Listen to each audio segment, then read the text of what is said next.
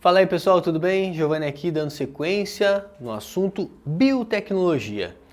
Nesse momento vamos falar de testes de DNA, o famoso DNA fingerprint. Então você tem aqui uma imagem relacionada a um teste de DNA e você vai entender então nessa aula como que esse teste ele é realizado e se realmente ele é utilizado aí para a determinação de paternidade, como que isso é feito, pode ser utilizado para desvendar crimes também. Então, em relação ao teste de DNA, como que isso é feito? Então aqui você tem etapas. A gente tem aqui uma plaquinha. Normalmente essa plaquinha nos laboratórios, aí nas universidades, a gente pode montar isso. Você faz ali uma cultura relacionada ao gel, um agar, na verdade. O agar é como se fosse uma gelatina incolor. E aí você coloca uma espécie de um pente em que você fica com os pocinhos aqui. E são nesses pocinhos, depois que essa gelatina, o agar, que é uma espécie de gelatina, ela seca, você consegue, utilizando ali uma pipeta especial, colocar as amostras de DNA. Então coloca as amostras de DNA, aí você vai submeter esse DNA, essas amostras, a uma diferença de potencial, a uma DDP. Ao submeter, então veja que eu coloco aqui o meu aparelhinho, ao submeter essa plaquinha aqui a uma diferença de potencial, é importante que você lembre que o DNA ele tem carga negativa. Professor, por que o DNA tem carga negativa? Então observe aqui o seguinte, DNA, quando você fala em DNA, deixa eu pegar outra cor aqui, o DNA ele tem lá um grupo fosfato, que é PO4 3-, então PO4 3-. Pelo fato de ter esse grupamento fosfato, isso faz então que o DNA ele tenha carga negativa. Se o DNA tem carga negativa e eu submeto aqui essa plaquinha a uma DDP, aqui o polo negativo, aqui o polo positivo, as amostras de DNA que estão aqui, elas tendem a correr. Só que existem amostras que têm um peso molecular maior, existem amostras que têm um peso molecular menor. Então as amostras que são mais leves, elas correm mais. As amostras que são mais pesadinhas correm menos. E aí forma esse padrão que a gente chama de padrão de bandas. Como que funciona para a gente montar essa plaquinha? Então nós temos aqui o que nós chamamos de técnica, o gel de eletroforese. Se alguma questão aí falar em gel de eletroforese, você já sabe que é uma técnica relacionada a você fazer um teste de DNA. Temos aqui então um aparelho, polo negativo, polo positivo. Preparamos ali o nosso gel de agarose, o agar, que é tipo uma gelatina incolor. Coloca ali uma espécie de um pentinho, que ele vai ficar o furinho no agar. Quando você tira, fica ali os pocinhos. E aí coloca as amostras. Essa aqui é a técnica antiga, mas já existe uma forma mais moderna que você pode utilizar um equipamento como esse daqui, ó. Que ele já vem a plaquinha com o gel de agarose já vem preparado, eu não preciso mais preparar o gel, ele já vem prontinho. O meu trabalho é só colocar as amostras de DNA. Uma vez que você coloca as amostras de DNA, você consegue pegar essa plaquinha, coloca em um aparelho como esse daqui, e você então consegue observar o padrão de bandas, a distribuição dessas bandas de DNA. Com relação à aplicação disso daqui, então veja o seguinte exemplo. Temos aqui um bandeamento com trechos de DNA da mãe, do marido, outro homem, filho 1, filho 2. Então veja que nós temos ali uma família, mas tem ali um outro homem, que talvez a gente possa suspeitar que ele possa ser pai dos 2 filhos ou ser pai, de repente, de um dos filhos. Então foi feito o exame de DNA da mãe, foi feito o exame de DNA do marido, do outro homem, do filho 1 e do filho 2. E nós vamos comparar o padrão dessas bandas. Você sabe que você herdou do seu pai 23 cromossomos. Você herdou da sua mãe 23 cromossomos. Então metade do seu DNA veio do pai, metade vem da mãe. Então o teste de DNA ele funciona assim. Vamos comparar, por exemplo, a primeira banda desse filho 2 aqui, ó, coincidiu com a mãe. Mas eu não quero saber quem é a mãe. A mãe eu já sei que é. Eu quero saber quem é o pai. Então por isso que eu já comecei pela banda de baixo. Essa banda aqui, ela não coincidiu com outro homem. Ela coincidiu com o marido. Opa! Ao mesmo tempo não coincidiu com a mãe.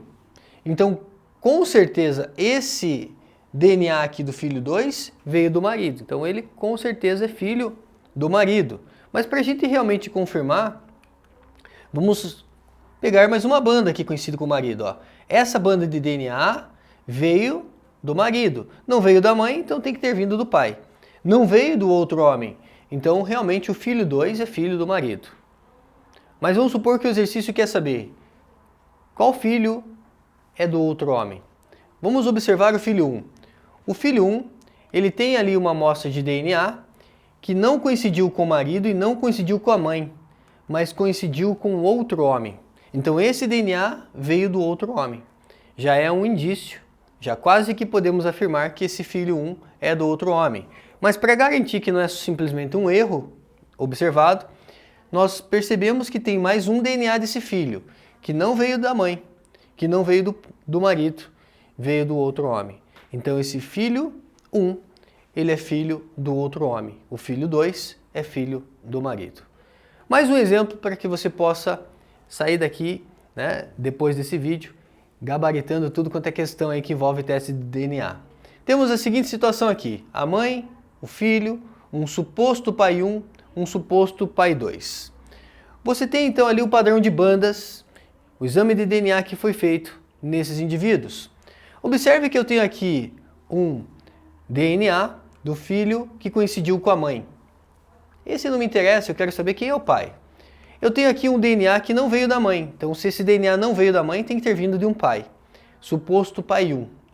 Coincidiu com o suposto pai 1. Posso já dizer que o pai 1 é o pai? Talvez ainda é cedo. Vamos tentar confirmar. Observamos mais um DNA da criança, do filho, que coincide com a mãe. Então esse não me interessa. Eu quero um DNA da criança que não veio da mãe, mas veio do suposto pai 1. Então entendemos que o pai da criança é o suposto pai 1. Ainda pode ser utilizado isso daqui para determinação de criminosos, de crimes. Quem cometeu um crime, se você encontra a amostra de DNA numa cena do crime, você consegue fazer o quê? Comparar esse DNA que foi encontrado na cena do crime com os suspeitos que você imagina. Então é uma possibilidade você ter aí um banco de DNA. Ao invés de ter simplesmente um banco de impressão digital, você ter um banco de DNA, onde você pode comparar o DNA de um criminoso, de uma cena do crime, para desvendar aí crimes. Beleza? Muito legal isso daqui. Outras técnicas de biotecnologia, uma delas é a geneterapia ou terapia gênica. O que acontece na geneterapia? Na geneterapia nós observamos que ela modifica o patrimônio genético do indivíduo. Observamos a introdução de genes de interesse e observamos a produção de substâncias que não eram sintetizadas anteriormente. Como que essa técnica funciona? Então é retirado células do paciente. No organismo essas células produzem a proteína ou hormônio desejado. Então retirada das células do paciente. Você utiliza ali o quê? Usando a modificação viral para receber o transgene. Esse gene de interesse ele é introduzido por um vírus. Qual é o papel do vírus aqui? O papel do vírus ele atua como um vetor. O vírus ele é especialista em introduzir material genético. Então a gente usa essa inteligência, entre aspas, do vírus para poder introduzir o gene de interesse. Introduzimos o gene de interesse nessa célula. E agora nós vamos devolver essa célula para o paciente. As células modificadas são inseridas ou reinseridas no corpo do paciente. Só que agora contendo aquela modificação, contendo aquele gene de interesse. Essa técnica é chamada de terapia gênica ou geneterapia. Então nós chamamos aí, né, de geneterapia técnicas que modificam o patrimônio genético do indivíduo. Cuidado, ela não modifica o código genético. O código genético é universal. Ela modifica o patrimônio genético do indivíduo. Introduzimos genes de interesse. Esses genes de interesse são genes humanos. Então, aqui não envolve transgenia, que não é uma situação de transgênico. Por quê? Como que eu defino o transgênico? Transgênico é quando o indivíduo ele recebe um gene exógeno, um gene que vem de fora e de outra espécie. Na terapia gênica, utilizamos genes humanos para tratar pessoas que têm uma determinada doença. Então aqui não é uma situação de transgenia, aqui é uma situação simplesmente de uma terapia gênica. E aí essa pessoa passa a produzir substâncias que não eram sintetizadas anteriormente. Então falamos de terapia gênica ou geniterapia. Dentro da biotecnologia, nós estudamos também o assunto clonagem. Você sabe como funciona uma clonagem reprodutiva? Como foi produzido, por exemplo, a ovelha Dolly? Então observe o seguinte, na técnica de clonagem, você vai pegar lá um óvulo que não foi fertilizado, o óvulo, um gameta, você retira o núcleo desse óvulo, o óvulo tem um núcleo haploide, então você retira o núcleo desse óvulo e descarta o núcleo. Você não está interessado no núcleo do óvulo, você está interessado no citoplasma desse óvulo. Então temos aqui um óvulo sem núcleo. E aí no caso da ovelha Dolly, eles pegaram então células da glândula mamária de uma ovelha, que já tinha 6 anos de idade, pegaram essas células da glândula mamária de uma ovelha. Se é uma célula da glândula mamária, é uma célula diploide, é uma célula adulta. Retiraram o núcleo dessa célula adulta e aplicaram o núcleo dessa célula nesse óvulo sem núcleo. Então imagine, eu tinha um gameta, tiro o núcleo desse gameta, o núcleo haploide, pego o núcleo de uma célula diploide, por exemplo, da glândula mamária, e vou inserir num óvulo. Basicamente, você está construindo um zigoto. É isso que foi feito. Pegaram uma célula de uma ovelha adulta e inseriram no óvulo, produziram um zigoto, produziram a Dolly. E aí eles utilizam técnicas como descargas elétricas para estimular essa célula a entrar em divisão, esse zigoto começar a se desenvolver. E aí você vai ter a formação do embrião. A famosa ovelha Dolly foi produzida assim. Qual é o problema em relação à clonagem reprodutiva que eles encontraram na clonagem da Dolly? Uma ovelha normalmente vive 12 anos. Quando a Dolly foi formada, a idade genética da Dolly já era uma idade genética de 6 anos.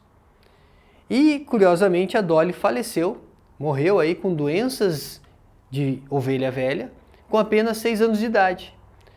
Professor, como que ela morreu com 6 anos com doenças de ovelha velha? Ela morreu com 6 anos, mas lembre-se que a idade genética quando ela foi criada já era de 6 anos. Então ela viveu mais 6 anos, ela chegou aos 12 anos. Ela chegou à sua velhice em relação à sua idade genética. Então, nesse caso, nós falamos de clonagem do tipo reprodutiva. Como que isso pode aparecer nos exercícios? Veja só, olha a historinha que eu vou te contar. Imagina que eu pego o óvulo de um coelho. Eu pego o núcleo de uma célula adulta de um porco. E nós utilizamos como uma barriga de aluguel, por exemplo, uma égua. Caramba, professor, se misturou muita coisa aí. Então vamos de novo. Peguei o óvulo de um coelho, tá aqui. Pego o núcleo de uma célula adulta de um porco. E a gente vai inserir esse zigoto em uma barriga de aluguel utilizando uma égua. Pergunta, quem está sendo clonado? É quem está doando o núcleo. Quem doou o núcleo foi o porco. Então fique atento com esse tipo de historinha. Quem está sendo clonado? É quem doa o núcleo, porque aqui está o DNA. Então é esse camarada que está sendo clonado. Só um detalhe. Todo o DNA está nesse núcleo? Não. No caso do óvulo, lembre-se que tem as mitocôndrias. E as mitocôndrias elas têm o DNA mitocondrial. Então o óvulo contribui com uma pequena parcela de DNA mitocondrial. Se a questão falar de DNA mitocondrial, quem contribui é o óvulo. Se a questão falar simplesmente de material genético, de DNA, quem contribui é quem doa o núcleo. Então fique atento em relação a isso. A barriga de aluguel simplesmente vai ser um processo de gestação que vai gerar esse indivíduo que foi clonado. Uma outra técnica associada à biotecnologia é a questão da transgenia ou dos transgênicos. Agora é importante você saber o que é um organismo geneticamente modificado e o que é um organismo transgênico. Tem diferença? Tem diferença. Vamos lá. Um organismo geneticamente modificado é um organismo que teve alteração no seu patrimônio genético. Um organismo transgênico é um organismo que recebeu um DNA exógeno de outra espécie. Como você vê aqui no exemplo, ó, temos um gene de interesse que foi inserido num plasmídio bacteriano, reinserido esse plasmídio bacteriano na bactéria, e a gente usa essa bactéria para poder transferir para as células vegetais esse gene. Então você usa a bactéria como um vetor. O plasmídio é transgênico, é devolvido à bactéria, as bactérias transferem os plasmídios para as células vegetais, ela funciona como um vetor, e eu passo a ter então uma planta transgênica. Então veja que você tem aqui o quê? Um gene de interesse, que pode ser um gene, por exemplo, de uma outra bactéria. Utilizamos a bactéria como um vetor e produzimos uma planta transgênica por conta de receber um gene de uma bactéria, por exemplo. Então, um gene exógeno de outra espécie. Maravilha, gente? Paramos por aqui nessa aula. Até a próxima.